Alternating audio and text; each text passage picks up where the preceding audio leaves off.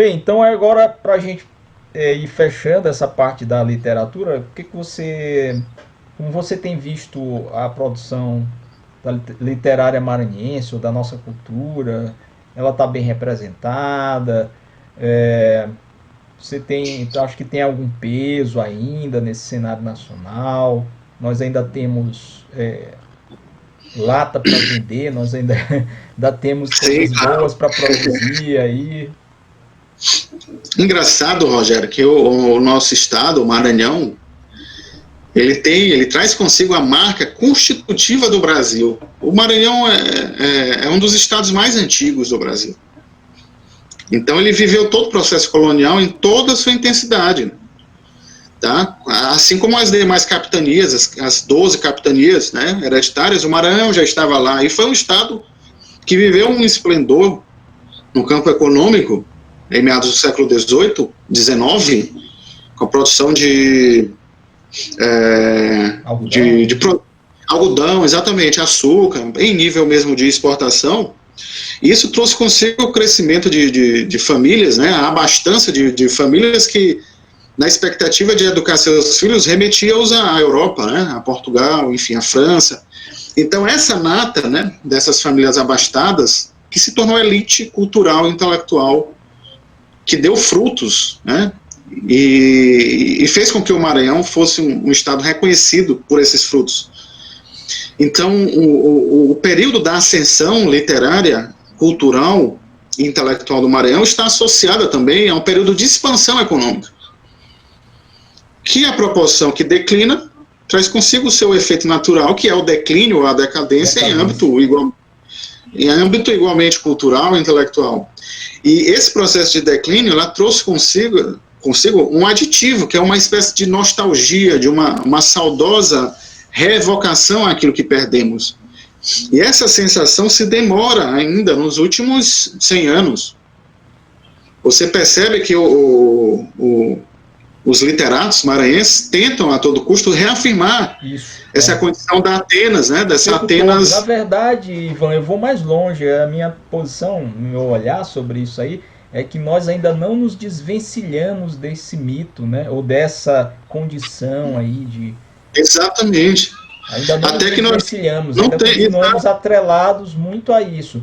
Com o que há de bom em estar atrelado a isso e com o que há de mal em estar atrelado a isso. Exatamente, com certeza. E engraçado que a primeira pessoa a me fazer perceber isso foi Nauro, que ele tem um poema sobre Troia, que depois é que eu fui, a própria Arlete me explicou a sutileza do poema, e eu disse, realmente, cara, Nauro tá certo aqui com isso, né? Porque é como se dissesse, nós somos a Troia arruinada. Nós estamos entre escombros, entre ruínas. E estando entre esses escombros, há aquela tentativa de, voltando ao Baumgarten, do objeto ausente, adorná-lo com certa pureza corrompida. E bem sabemos que, como falava há pouco da história da consciência, que vai se constituindo, a marcha também é progressiva. É necessário ter um pé na tradição, mas é também necessário caminhar, pô.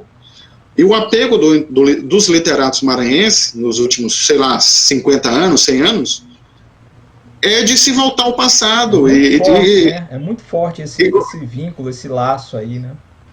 Exato, e gozar disso permanentemente é como se fosse a revocação em psicanálise do gozo proibido. Isso. Então isso confina o indivíduo numa infância permanente, pô. Então esse que é o grande lance. Agora, no que diz respeito à produção recente, bom, nós temos grandes poetas e literatos. Você é um desses, e eu faço questão de reforçar isso publicamente, porque eu sei reconhecer e não tenho problema em reconhecer quem é melhor do que eu em certos aspectos, em certas searas, enfim, você, de fato, é um poeta e tanto, e vale esse destaque aqui neste vídeo. Eu li entusiasticamente o teu livro, né? É uma obra e tanto, excepcional, assim como acredito no potencial do Adonai, que eu acho um gênio. E eu sei que vai render e vai gerar bons frutos. Ainda está em processo de constituição, mas vai gerar bons frutos. Ele já é um gênio no campo dos ensaios, da prosa poética e na poesia também. Mas eu sei que ainda vai vir coisas ainda muito mais Legal. excepcionais. Agora, além de vocês dois, eu reconheço o talento do Antônio Ailton, que eu acho um cara fora de série, um poeta e tanto, além de um grandíssimo ensaísta, né? Verdade. Nosso amigo Antônio Ailton, Paralelamente, uma pessoa que eu tenho um carinho muito especial por ele. muito, um cara e tanto, um cara escreve muito. Além desse, por exemplo, eu reconheço o valor literário do Ricardo Leão, que eu acho um cara que, pô, a poesia dele é muito inventiva. Eu acho que a poesia dele aponta como uma espécie de farol para as possibilidades do fazer literário dentro desse contexto maranhense. Então eu percebo que ele transgride, né, essa forma nostálgica própria da poesia ou da literatura maranhense dos últimos anos. Eu percebo que ele escapa e ele aponta como um farol. O professor Alberico também, eu acrescentaria, ele recentemente me entregou uma obra, que eu não sei se ele publicou porque eu tive que viajar, mas ele me entregou uma obra que eu penso que seja um divisor de águas no fazer literário maranhense, que tem ecos assim do Lawrence Stern, né? Uma coisa assim meio inventiva, híbrida, que concilia vários gêneros. Eu achei uma proposta muito interessante. E recentemente, né, vale considerar que eu tenho estudado um historiador maranhense chamado Carlos de Lima, também tenho me entusiasmado com o estudo acerca da história do Maranhão, lida através de uma obra deles do mesmo nome, né, a História do Maranhão, acerca da colônia, e tem me entusiasmado muito. Afora isso, eu penso que um celeiro de grande produção poética era o Gueza Errante. Ele revelou muita coisa interessante. Sim. Eu penso que o próprio Celso Borges transitou pelo Gueza e tem uma ou duas obras assim extremamente excepcionais, tá? Enfim, é basicamente isso.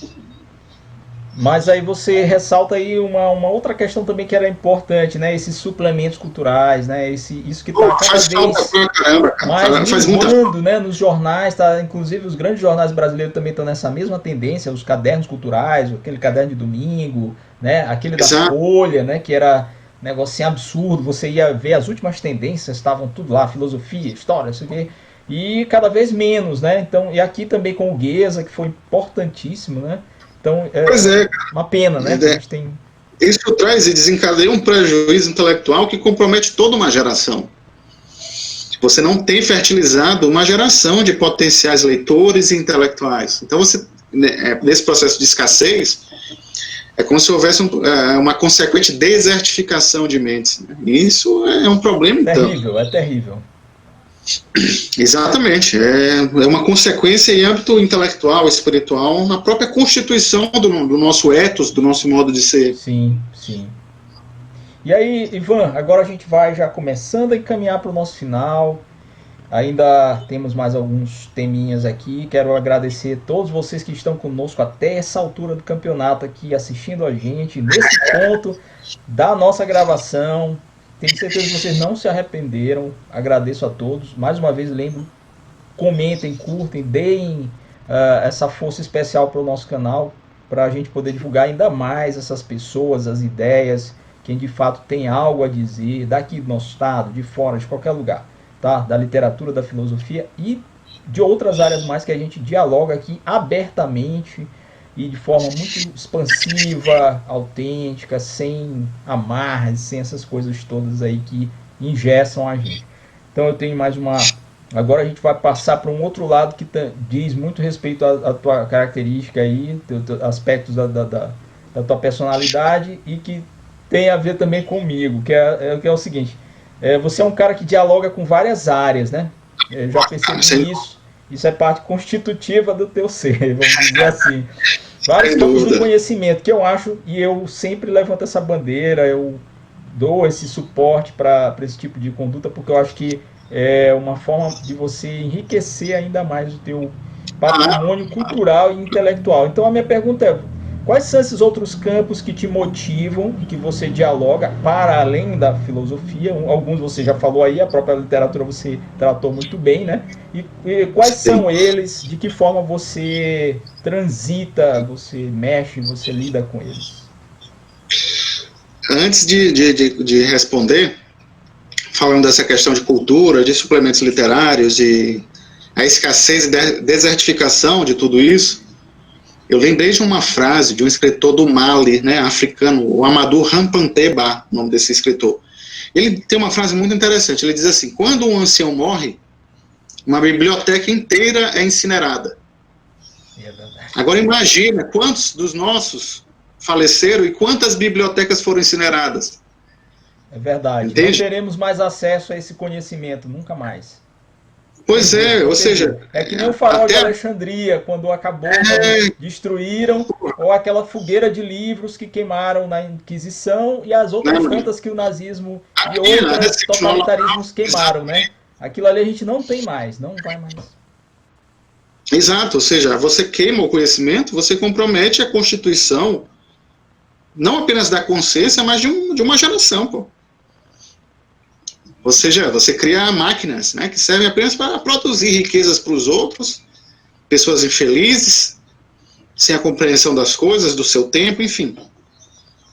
Agora, no que diz respeito a essa pergunta, Rogério, acerca desses saberes que eu costumo investigar, eu já tinha isso comigo. Eu estudo arquitetura, que eu acho fantástico. Economia, eu vou lá, sou curioso, eu vou estudando. E eu já estudava esses saberes, esses campos, antes de viajar para Portugal. Só que chegando lá, eu disse, porra, cara, aqui... Tá tudo aqui pra gente. Não, aqui em Portugal, porra, eu vou ter que estudar muito para, enfim, para chegar na sala de aula e lançar uma questão que pareça crível ou razoável. Então, o ambiente me exigiu estudar mais. E aí eu comecei psiquiatria, psicanálise.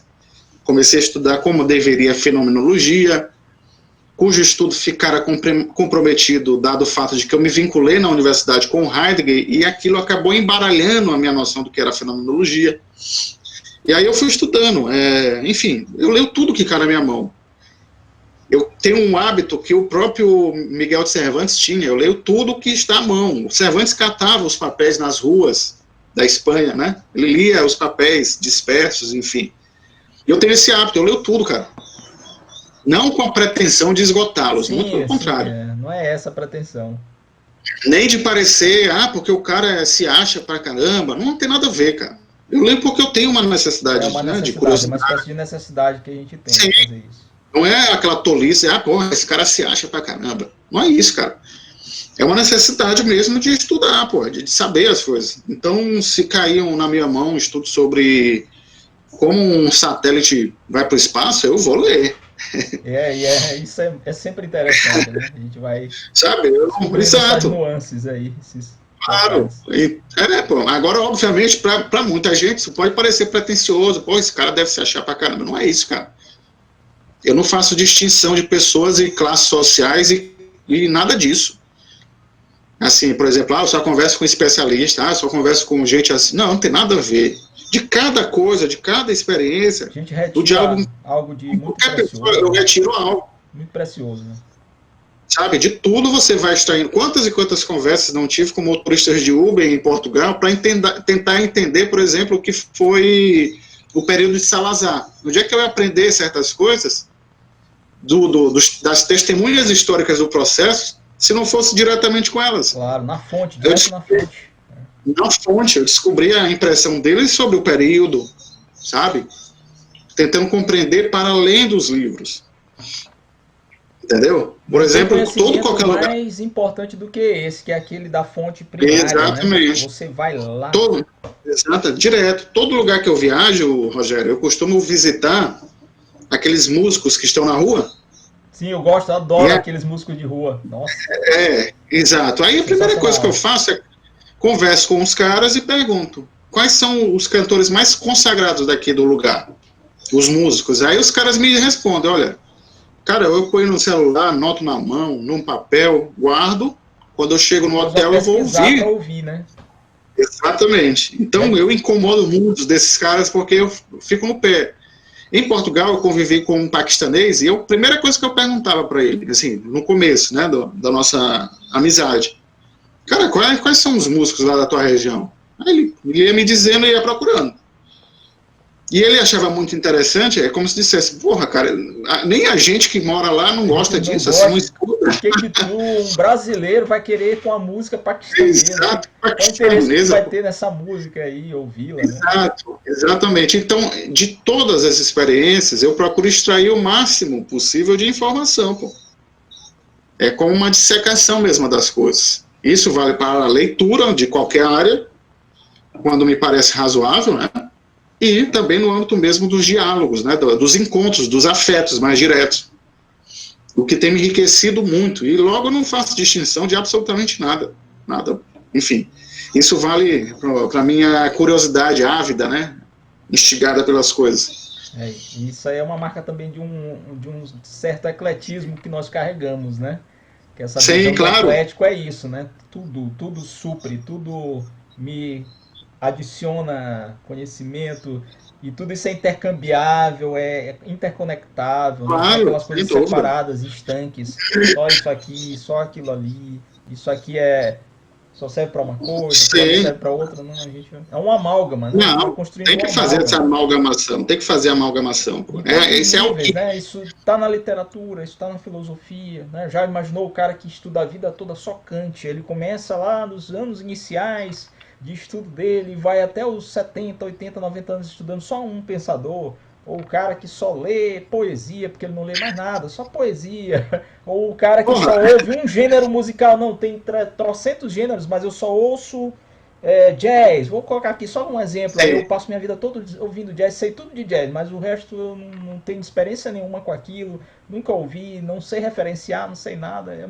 é pobre, né? Acaba que é exatamente. empobrecedor. Olha, lá em Portugal, no contexto onde eu vivi mesmo, nas turmas em que estudei, eu percebi uma disposição dos portugueses para um sociólogo chamado George Simmel. George Simmel, ali do contexto ali do início do século XX na Alemanha.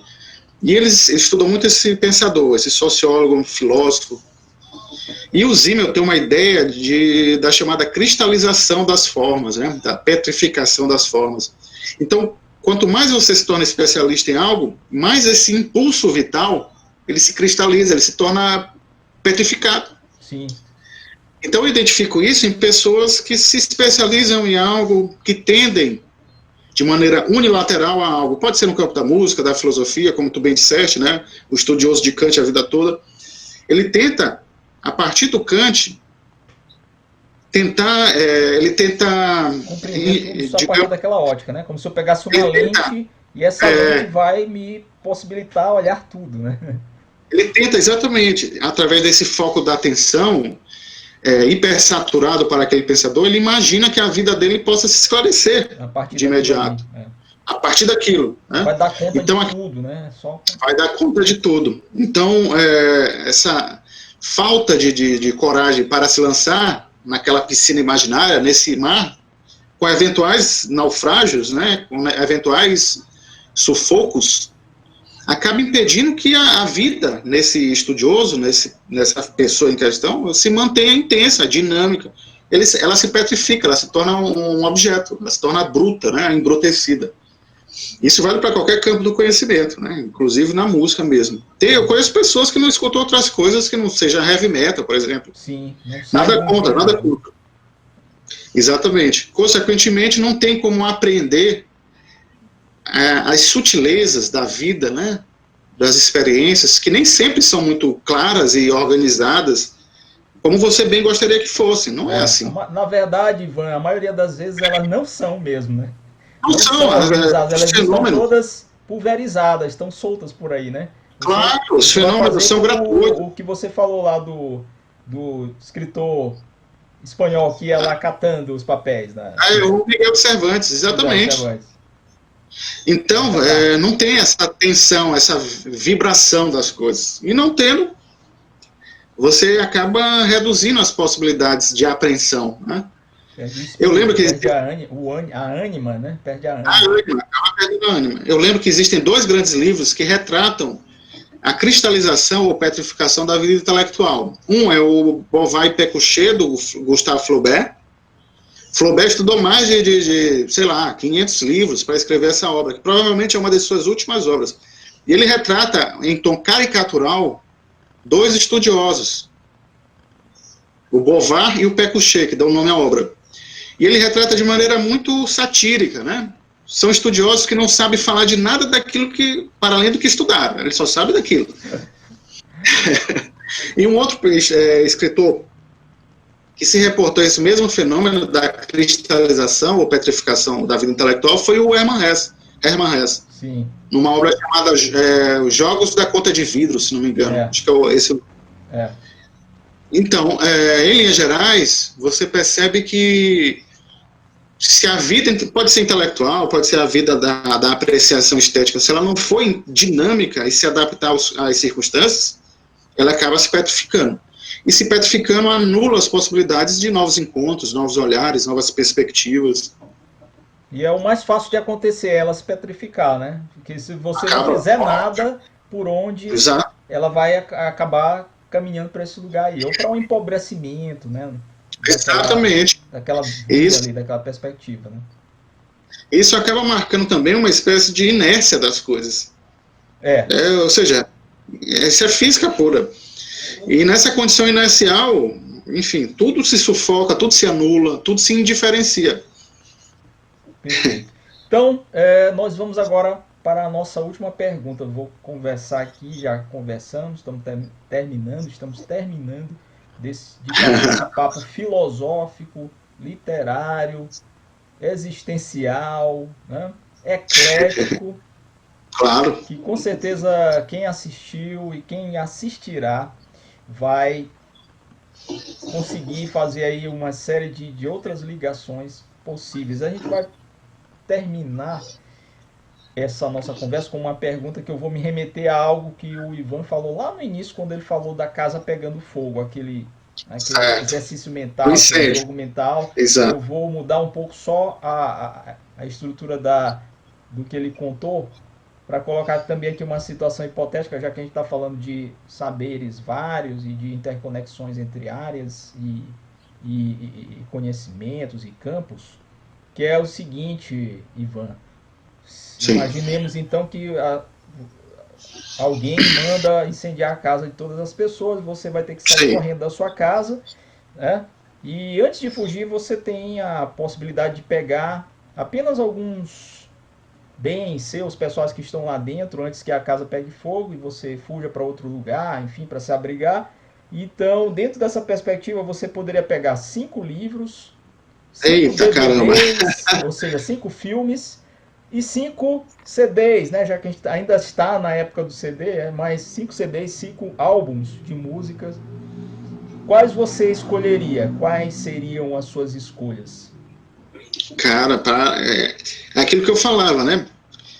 Tomar essa decisão numa circunstância tão adversa quanto essa, de se sacrificar por algo que você toma como um bem insubstituível ou insuprimível, eu penso que, nesse contexto, criar essa hierarquia, esse critério hierárquico é no mínimo inusitado, é difícil. Mas o elemento que eu vou trazer aqui para tentar respondê-la é o elemento biográfico, ou seja, eu vou falar de livros e filmes que me marcaram num contexto específico, né, que me moldaram, que deram forma à pessoa que sou. Então, por exemplo, no que diz respeito aos discos, 5 grandes discos, eu penso que me reportam na minha infância mesmo, onde surgiu o estalo filosofal, inaugural. Quando eu tinha 9 anos, eu lembro que meu pai chegou em casa certa vez, à noite, trazendo 2 fitas cassete, né, fitas. Uma fita do Raul e a outra do Fagner. Mas só que, dentre ambos, quem me chamou mais atenção foi o Raul. Então eu passei a vida toda ouvindo Raul, dos 9 até hoje, né? Então foi a primeira grande paixão. Dos discos do Raul, eu tomaria assim como um bem substituível Guita, né? Um disco de 74.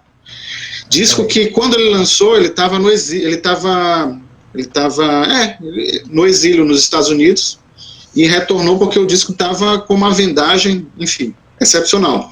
E foi talvez o disco de maior vendagem do Raul, o Guita, de 74.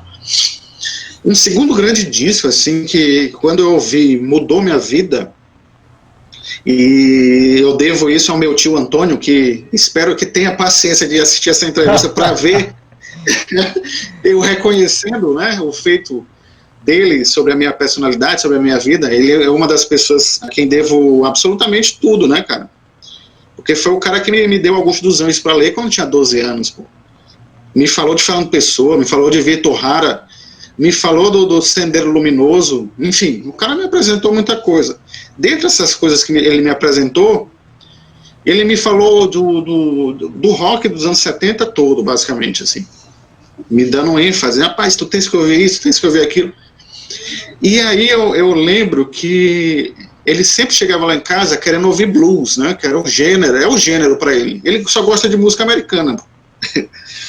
Ele não gosta de música brasileira, com exceção do Tim Maia. E ele chegou lá em casa querendo ouvir blues. E nós tínhamos uma coletânea de blues que minha mãe havia comprado. Minha mãe comprou uma coletânea de blues e outra do Ray Charles. E essa de blues eu colocava esse CD e aí ouvíamos, cara. Então esse CD de blues, essa coletânea, que é uma edição até americana, que minha mãe comprou na Mesbla à época. Essa certamente eu teria, porque foi um disco que marcou minha vida. Um disco que tem músicos como Louisiana Red, Rolling Wolf, Screaming Jay Hawkins, Muddy Waters, Lightning Hopkins, Albert Collins, enfim, todos, né? Monstros sagrados do Fred McDowell, enfim, monstros do blues, que é um gênero que eu tenho muita familiaridade, né? É um gênero que eu percebo que conciliou muito bem o sagrado e o profano, uma certa tensão apolínea e dionisíaca de maneira muito vivaz, verdadeira, intensa. Visceral, diria, né?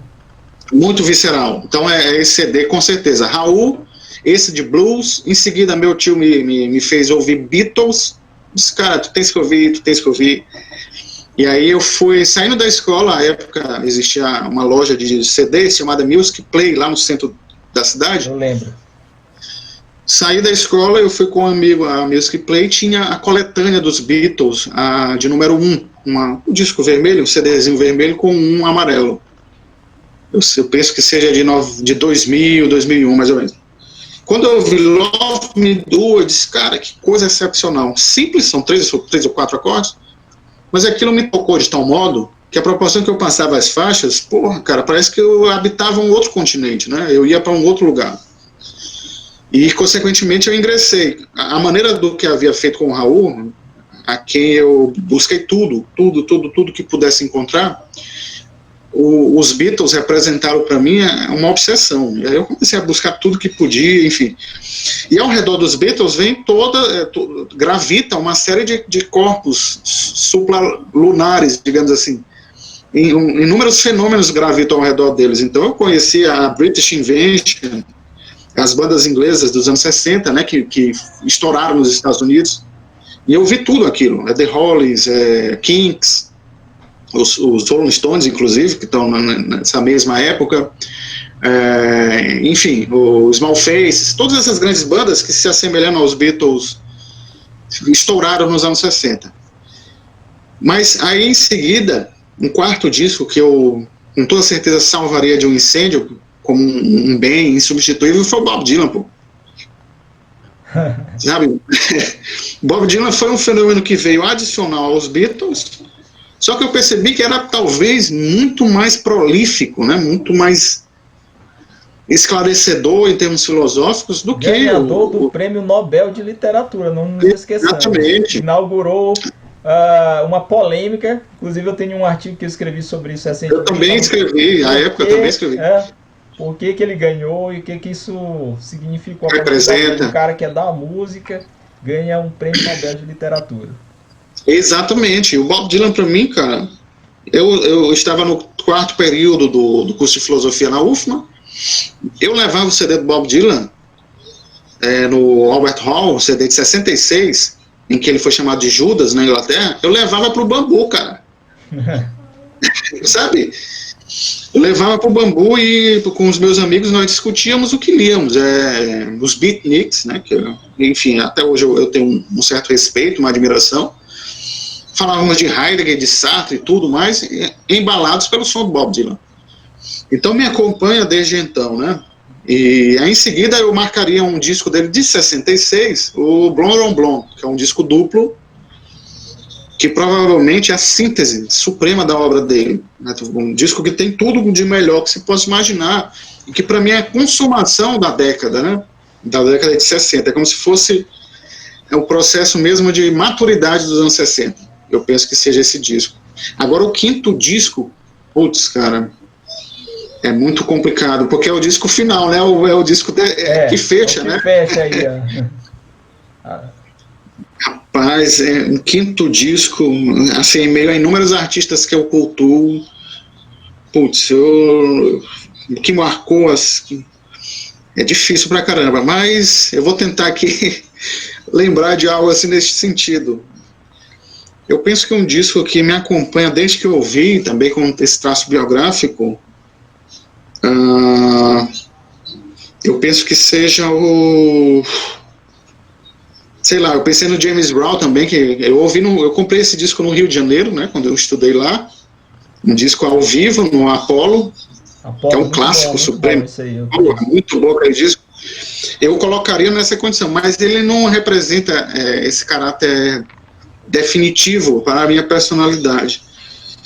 Então, eu acredito que Smiths também é uma banda também que me acompanha há bastante tempo. Minha esposa é fã incondicional também. Enfim, eu não particularmente... Aberto. Eu não... vai ficar em aberto. Não, eu lembrei aqui. Lembrei do Johnny Ace, um músico dos anos 50, que de fato há muitos anos eu escuto. Eu descobri numa dessas revistas que quando eu saía da escola eu comprava de música, eu comprava nas bancas do centro. E lá tinha uma espécie de enciclopédia de grandes músicos dos anos 50, a coleção era 50, 60, 70 e 80. E essa dos anos 50 tem um verbete com o nome desse músico, Johnny Ace. E durante muitos anos me acompanhou, até que com a internet eu pude ter acesso à obra dele. Esse músico, ele se matou com 21 anos numa disputa de roleta russa, né? Músico excepcional. Ele carrega algo mais ou menos como o senso mistificante ao redor do Robert Johnson. Sim. É o Johnny Ace. Esse é um disco imprescindível para mim, do Johnny Ace. Foi digamos, o último registro dele. É o disco, acho que provavelmente ele gravou 2 discos, esse em questão é o último. Então seria Raul, os Beatles, aliás, do blues, os Beatles, o Bob Dylan e o Johnny Ace. Esse me acompanha em caráter quase que existencial. Agora, no que diz respeito aos livros assim de filosofia ou de outros gêneros? Não, pode ser de qualquer área, qualquer livro. Cara, os livros que eu li, né, desde a juventude, por exemplo, o Relações Perigosas, uns traduzem como Ligações Perigosas, que é um livro do Laclos, um escritor francês do século XVIII, um livro excepcional, me marcou muito. Em seguida, na mesma época, eu li o André Gide, né, Os Subterrâneos do Vaticano, uma obra, enfim, eu penso que o André Gide é um dos maiores escritores da França no seu período, é um absurdo. Os prêmios de Julio Cortázar, né, o escritor argentino, Monstro Sagrado, contista excepcional. Os prêmios, A Vida Como Ela É, de Nelson Rodrigues. Brasileiro, Nelson Rodrigues. Uma obra monumental, assim, no sentido mais revelador do cinismo, né? Da problematização. Essa aí que fica escondida, né? Exatamente. E ainda no caráter mais... lançando luz sobre o Brasil profundo, verdadeiro. Meu pai costuma dizer que é o maior escritor brasileiro, o Nelson. E um quinto livro decisivo para mim, até porque surgiu num contexto biográfico muito, muito marcante. Eu adquiri esse livro no mesmo dia em que minha avó faleceu e eu li no velório dela a obra Ficções, do Jorge Luiz Borges. Então, se deu assim num processo de enlutamento. Então, basicamente, esses 5 livros o Laclos, Relações Perigosas, os prêmios do Julio Cortázar, o Nelson Rodrigues, o André Gide e o Jorge Luiz Borges. 5 grandes livros. De 5 grandes escritores. De 5 grandes escritores, exatamente. Em filosofia eu não vou me remeter porque vai Não, ficar aí a gente implícito vai no... ficar aqui mais outra hora. Né? Exatamente. Agora, filmes, cara. Filmes, sim, Eu, eu, filmes. Aqueles eu e Nauro, marcantes. eu tinha um filme em comum com o Nauro, que Nauro gostava muito, né? Que era um filme interpretado pelo John Wayne. Um filme do... Putz, eu não lembro exatamente de quem é. Não sei se é do John Ford, mas enfim, é Nos Tempos da Diligência. É um Sim, filme em preto e branco. quero crer que seja de John Ford mesmo. Eu penso que sim. Um outro diretor que me marcou muito, também dado o fato de que era a minha época de ingresso na UFMA, foi o Nicholas Ray com Juventude Transviada, com o grande James Dean. James Um dos filmes do James Dean também que me marcaram muito. Não apenas esse, como o Assim Caminhou a Humanidade, uma grande obra. Mas esse eu não salvaria, não. Por enquanto, não. Um outro é Laranja Mecânica, do Stanley Kubrick, que tem um traço biográfico, dado o fato de que assisti por intermédio de um amigo da escola, na própria escola. Ele criou um cineclube, né? E esse foi o filme que ele levou. Nós tínhamos 15, 16 anos. E esse filme me marcou muito, dado o caráter mais violento, né? Realista da dimensão humana, no seu traço mais proeminente. Um outro filme marcante para mim foi o Stalker, do Tarkovsky, gênio supremo do cinema. E um outro, que é o amor cinematográfico da minha esposa, o Sétimo Selo, do Bergman. Nossa. Esse é demais, Ela demais. Filosófico, né? Ultra filosófico. Exatamente, eu digo para ela. Inclusive, ela vai rir demais quando assistir isso, porque ela é aficionada pelo Bergman. Inclusive, me levou para assistir o Bergman lá no cinema, no Cine Medeia, lá em Lisboa. Me levou para assistir Sonata de Outono, né, do Bergman. E foi maravilhoso assistir aquilo no cinema. É outra coisa, né? Diferente de assistir é outra experiência, enfim. Né? E o próprio Nauro era apaixonado pelo Bergman, especificamente o Sonata de Outono.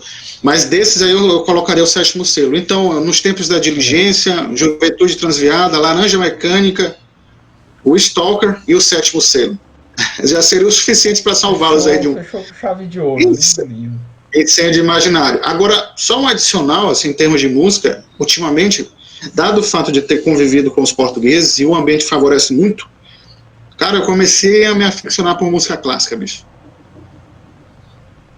E aos concertos, enfim, lá assisti às orquestras, às óperas, e eu me apaixonei perdidamente por Giacomo Puccini, Maria Callas. Eu tô, sabe? Sim. Atualmente eu só estudo, produzo e escutando música clássica. Né? Tá aquela fase de enamoramento Estou enamorado. Música clássica.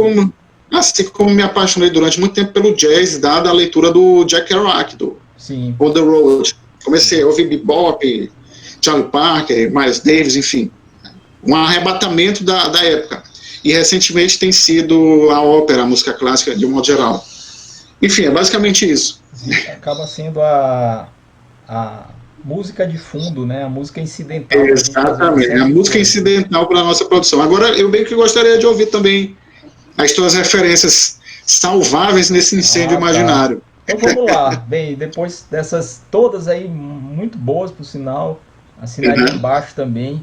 Então vamos lá. Começando pelos livros, de 5 livros que eu levaria comigo para não deixar serem consumidos pelo fogo.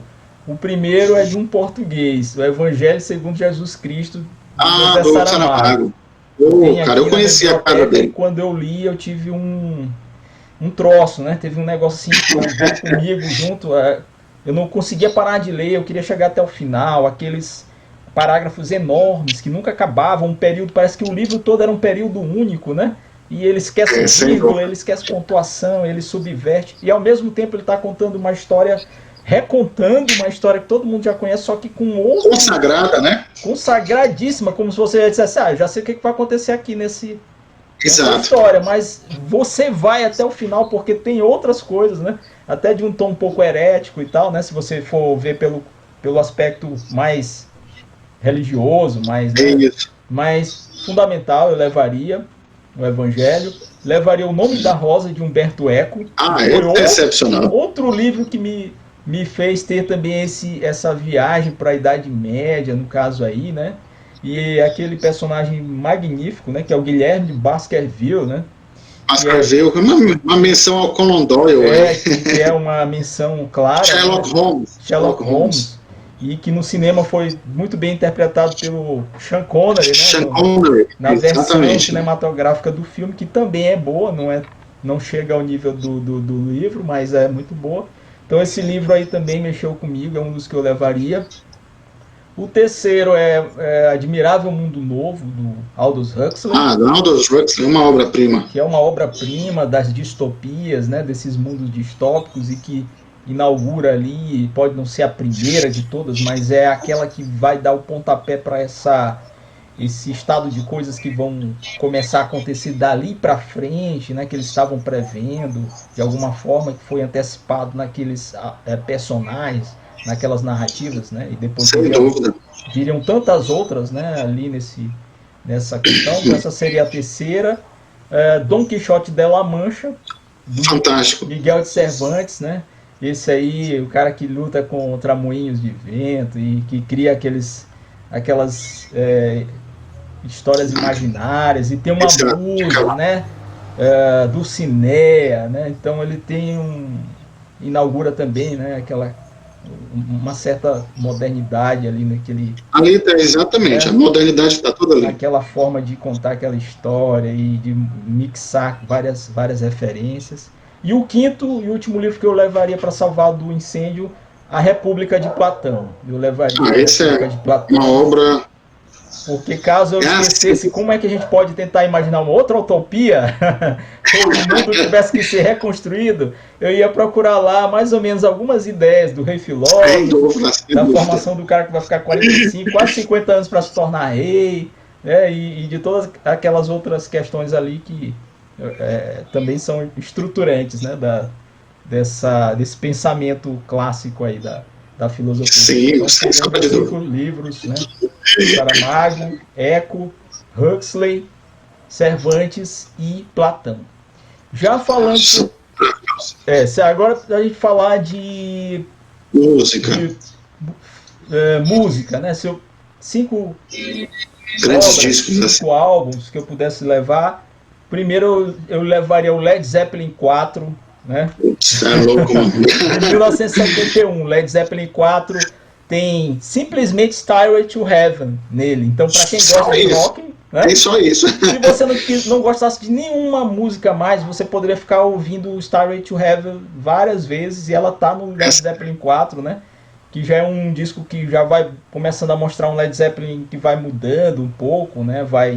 Já tá mais maduro ali, apesar dos outros discos dos anteriores ao 4 serem também muito bons, né? Mas ali tem Black Dog, tem Rock and Roll, tem Going to California, que é uma música que se eu ouvir o dia todo eu não consigo enjoar. Não vai enjoar, California. É aquele tipo de música que eu ouço, e cada vez que eu ouço eu gosto mais dela. Então eu levaria o Led Zeppelin 4.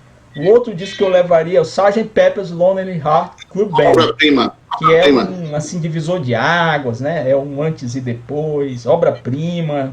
Foi recebido muito bem na época, tanto pela crítica quanto pelos especialistas, pelo público. Não teve assim de dizer, não gostei. Foi o 8º disco da banda, então ali era uma maturidade, né, dos Beatles. Eles estavam chegando àquele patamar de dizer assim, não, aqui a gente construiu uma obra mesmo que vai durar, vai se perpetuar e vai ser inovadora, né, vai influenciar outras gerações que virão depois. Então, esse aí foi o álbum do ano, em 67. É um descasso. E ganhou 4 Grammys. Detalhe, ganhou 4 Grammys no ano seguinte. O Grammy de 68, 4 foram dos Beatles. O terceiro CD, ou disco, álbum que eu salvaria é o Somewhere in Time, do Iron Maiden, que é um disco de 86, né?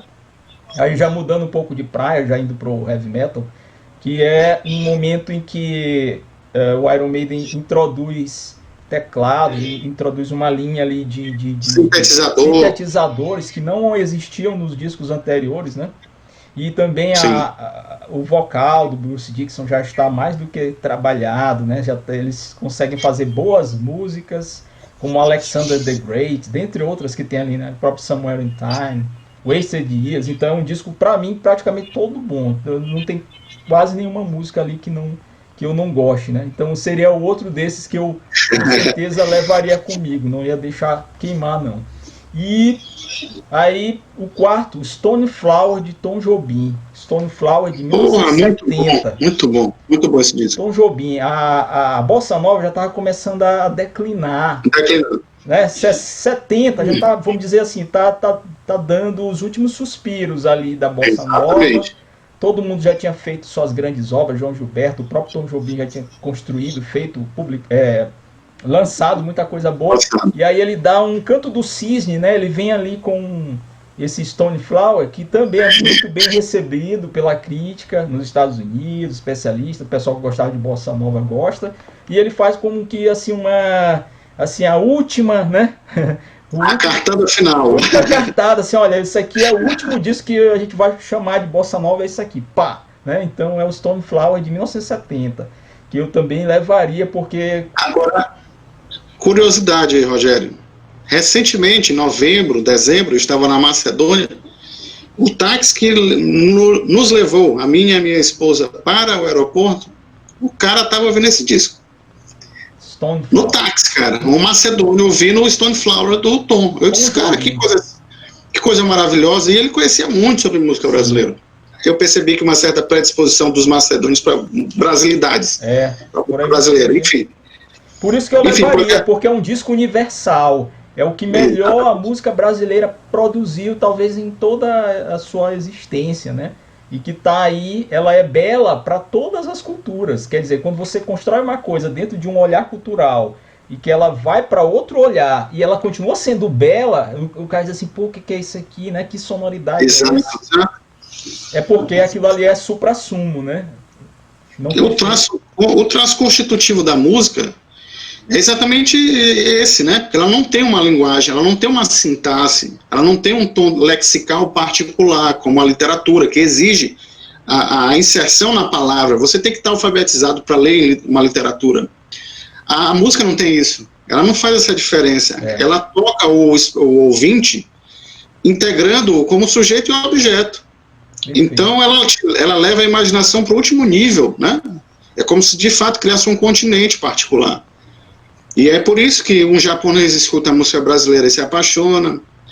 Eu vi o caso de um japonês que foi a um show do Bob Marley, quando o Bob Marley esteve no Japão, em Tóquio. O cara ficou tão apaixonado por aquilo que mudou a vida dele. Ele passou a adquirir tudo. Eu vi um outro japonês também, um documentário, que ele ficou tão apaixonado pelo Joe Coltrane que ele, sabe, ele passou a se dedicar só a ouvir Joe Coltrane, a trabalhar em prol do Joe Coltrane. Isso acontece muito, né? Com a música. Muito.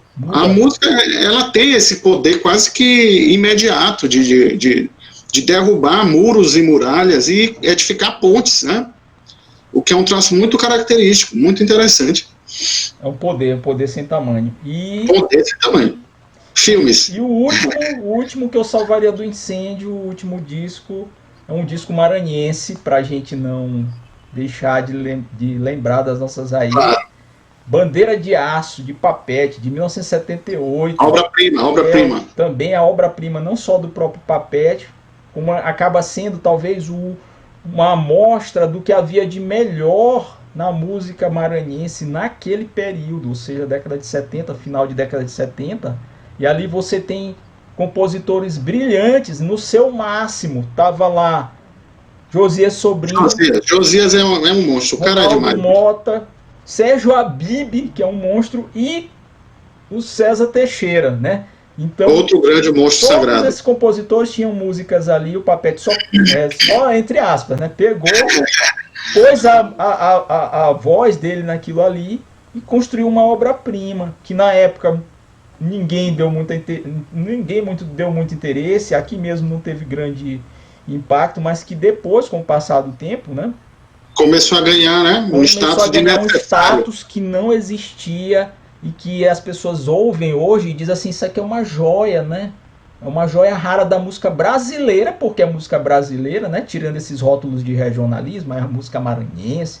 Uma música brasileira pela Marcos Pereira, que foi uma produtora da época, né? Que o cara fez simplesmente um projeto que foi pegar e lançar discos com recortes de músicas de vários lugares do Brasil para mostrar um pouco do que era a música naquele lugar. E aí surgiu no Maranhão, surgiu Bandeira de Aço. Então, fantástico, cara. um negócio assim, né? Não planejado, mas que virou ícone, né? Muito. Vale ressaltar duas coisas. O Josias Sobrinho é um músico excepcional, um compositor e tanto. Fantástico.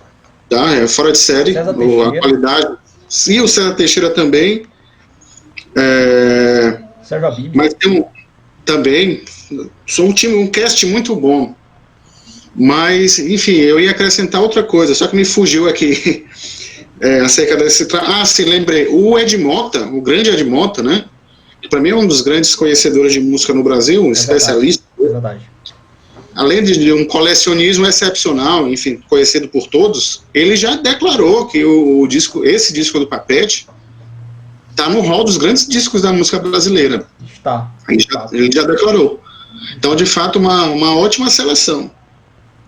Pois é, então seriam esses. E pra gente terminar aqui, os filmes. 5 filmes que eu salvaria do incêndio.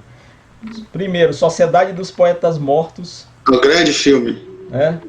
Filme de 1990, né? Com o falecido Robin Williams. Robin Williams, talvez num dos seus melhores papéis, né? Ali fala sobre literatura, sobre o amor, a paixão e ensinar, né? E como que deveria se subverter aquela forma tradicional de mostrar o que é um livro, a literatura. Então, para quem quer aprender a se apaixonar pela literatura, vendo as pessoas que vivem aquilo ali, Sociedade dos Poetas Mortos é um clássico. Vale ressaltar, só te cortando, Rogério, que é que você vê mesmo o sentido positivo da disseminação das coisas, da popularização das coisas. Digamos, a qualidade, né? Sim. O mérito do popularesco. Porque, por exemplo, você vê na Sociedade dos Poetas Mortos, ali tem inserções de grandes poetas. Lindíssimas, maravilhosas, né? Por exemplo, eles fazem a inserção do Coleridge, do Longfellow, mas tem um desses, assim, que eles projetam, que é como se fosse o princípio norteador do filme, é o Whitman. Walt Whitman. Exatamente, As Folhas da Relva. O cara, ele é o norteia aquilo. É o fio condutor daquela paixão literária, aquela poesia, exatamente, né? Pela literatura e pela poesia, né? O menino hoje assiste um filme daquele, se ele se sente sensibilizado, ele vai direto com o Whitman. Isso é muito bom. Com certeza. Essa é a vantagem dos meios de comunicação e da popularização. Essa é a vantagem. Grande vantagem, é uma grande vantagem. Sem dúvida. O segundo filme. O segundo, nós vamos combinar aqui, combinamos, o Sétimo Selo. Olha, Maria Bergman, né? Sétimo Selo, 1957, em preto e branco, com aquela estética ali sueca, um cara europeu, Max von Sydow, né, naquele papel. Tava excepcional, cara, massa. Não, e filosofia no meio, e o cara joga xadrez com a morte para enganá-la, para ver se ele consegue deixar para depois a morte dele, né, para ele ir protelando. Não, aquilo ali é fenomenal. E outra coisa, que é muito o Carl Jung, com certeza, numa conversação como essa nossa, vendo essa sincronicidade de um filme como O Sétimo Selo, ele diria que diz respeito também à nossa percepção inconsciente sobre esse tempo atual de pandemia, porque o filme se reporta à peste negra, né? A época que a peste... Exato. Então é um filme que diz respeito a isso que nós estamos vivendo, esse temor iminente, né, constante da morte. Uma morte que, enfim, em caráter viral, está em todo lugar, pô. A gente não sabe de onde vem e tal. Não sabe. Né? Exatamente. O êxito do Bergman, ele personificou a morte ali, esse que é a sacada, a genialidade dele, que é uma coisa interessante, quase que uma mitologia aquilo, o cara até mitológico das coisas. Acabou construindo uma pequena mitologia. Isso. Terceiro filme é um filme Fugindo do Inferno. Eu não conheço, não lembro. Inferno, sim. É do... com Steve McQueen. Steve McQueen, sim, Steve conheço, McQueen, conheço. direção de John Sturges, ele é ali mais ou menos dos anos 70 e alguma coisa, entre 70 e 80, não me lembro bem. Eu tenho esse Tem filme. um grande elenco, tem James Coburn, tem Donald Pleasence, tem David McCallum, e é muito interessante, é um cara que eu gostava muito, um ator que faz muita falta, o Steve McQueen, que era, né, ele era uma mistura de ação com um Meio galã, canastrão. né? É, Ele tinha um certo sex appeal nas mulheres na época, então você vê a fuga daquele pessoal daquele campo de concentração que eles estavam num período de guerra e as tramas que eles armam para cada um ir para um lado, para dar certo de um grupo de pessoas fugirem é sensacional. Até hoje, e aquela cena final, que eu não vou contar, mas é as um grande cenas filme. finais, né, o término da tentativa de saída deles lá do fugindo do inferno, para mim eu levaria. O quarto, a gente também vai ter uma sincronicidade, não no Pô, filme, tipo, mas no cara, diretor. É um outro filme de Kubrick também, O Iluminado, de pô, 1980. sensacional, cara. Stanley Kubrick, em alta. Acho que é o melhor filme do É o melhor gênero. filme do gênero. Iluminado, que é Ok. uma adaptação de também um dos melhores filmes de Stephen Stephen King. King. Né? Os melhores livros, né, do Um dos Stephen King. melhores livros de Stephen King e um dos melhores traduzidos, né, ou melhor, levados, né, para a linguagem de cinema. Né?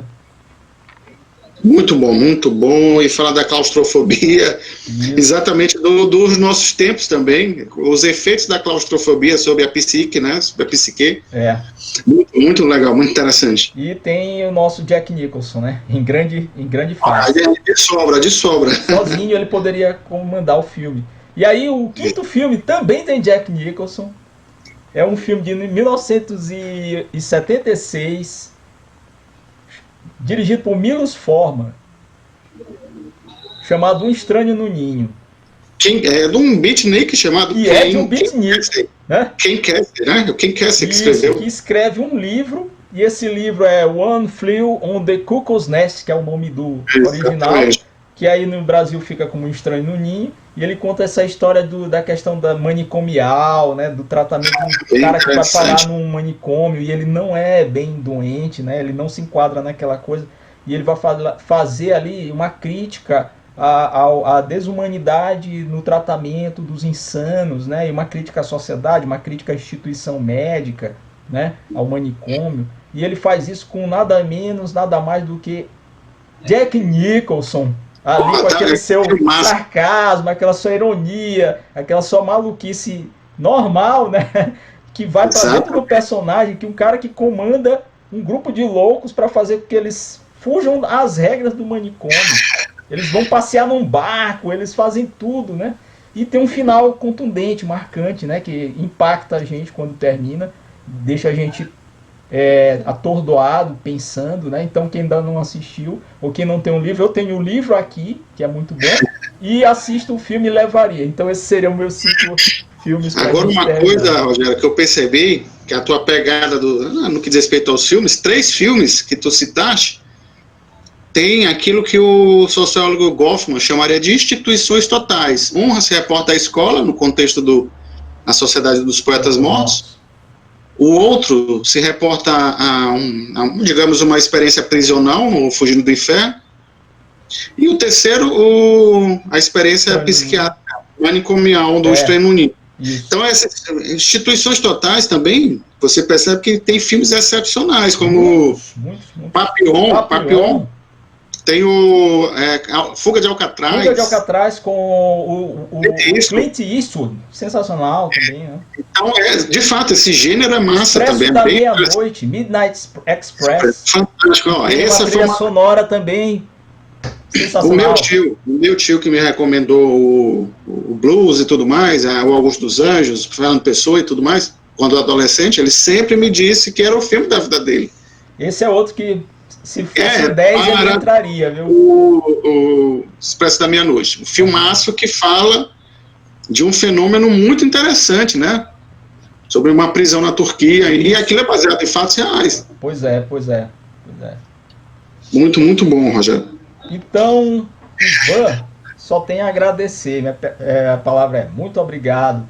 Agradeço por demais esse papo que a gente teve, longas 2 horas e meia já aqui de gravação. Esse vídeo deve sair em 2 partes, esse vai ter parte 1, parte 2, porque ele é muito longo, mas foi muito bom. Espero que a gente possa continuar a dialogar em outras circunstâncias.